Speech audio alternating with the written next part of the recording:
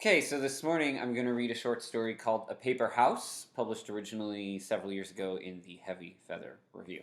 So here we go. When we knock on your door only a week after your husband's suicide, flashing our badges even though we don't need to, telling you we're here to check the walls for the girl's body, the fact that you don't even flinch makes us fall in love with you again. You step out of the way, holding the door open, and lead us into the kitchen.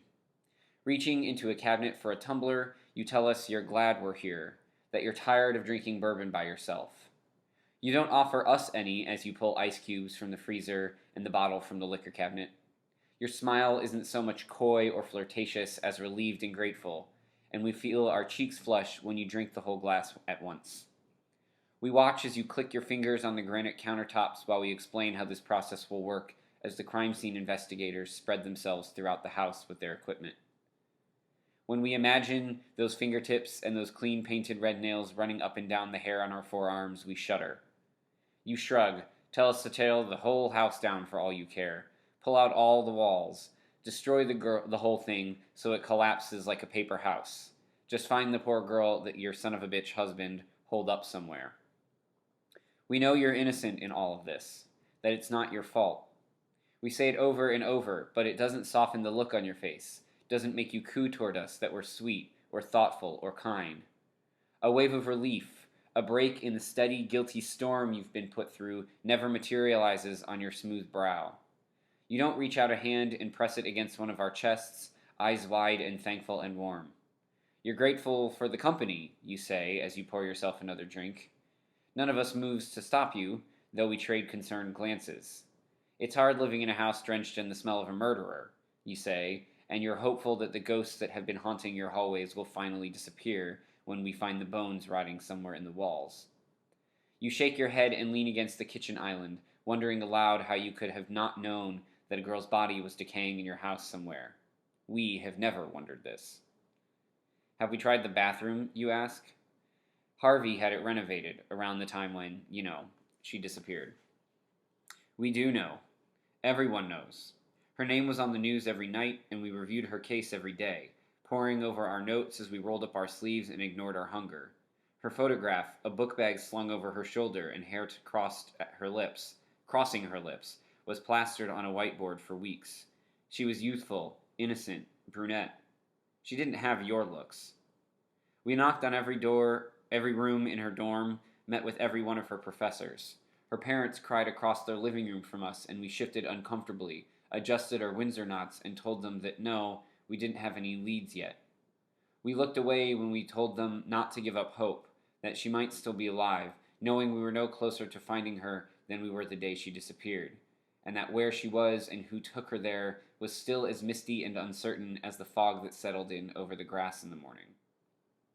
Except then you showed up, gripping your purse in both hands, standing at the front desk.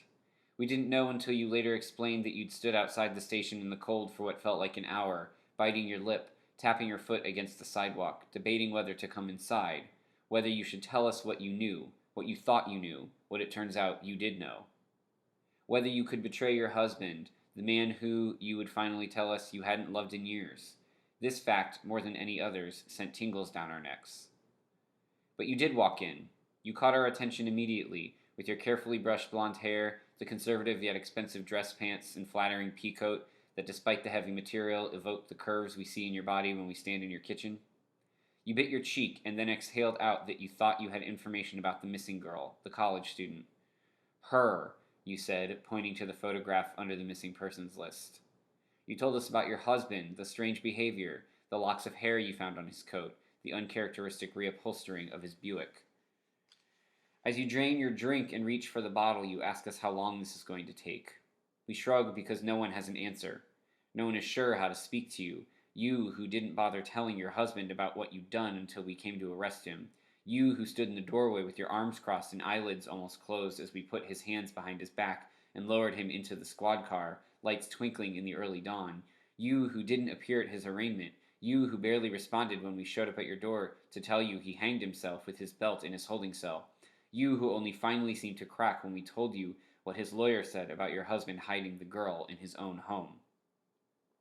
When a shout comes up from up the stairs, you stare in the direction of the voice and sip on your drink. We glance at one another before half of us leave the kitchen, the rest watching you. Instead of finding her, we discover the divots you've made along the wall and the holes you've put in the doors, looking for her, and the baseball bat you made them with. Later, when we do finally find her crammed behind the back wall of the master bath's linen closet, flesh gone, cat litter sucking up the stench of death and decomposition, we won't whisper about the missing teeth or the shattered skull. We won't be haunted by the clothes your husband holed up with her, his blood-stained white Oxford and her ripped pencil skirt. No, we'll remember the hollow look in your eyes, the steadiness of your knuckles as we ran to the second floor. We'll remember that we stood with you until the sun started to set, your wobbly arms shaky. You wobbly, arms shaky. That when someone finally yelled out that they'd found her, you didn't move, didn't let the relief we knew must be deflating you show on your face. You just kept refilling your glass, never eating, never speaking, your glossy eyes focused on the dark countertop, any love you might have left, burning a hole down into your house's flimsy foundation. The end.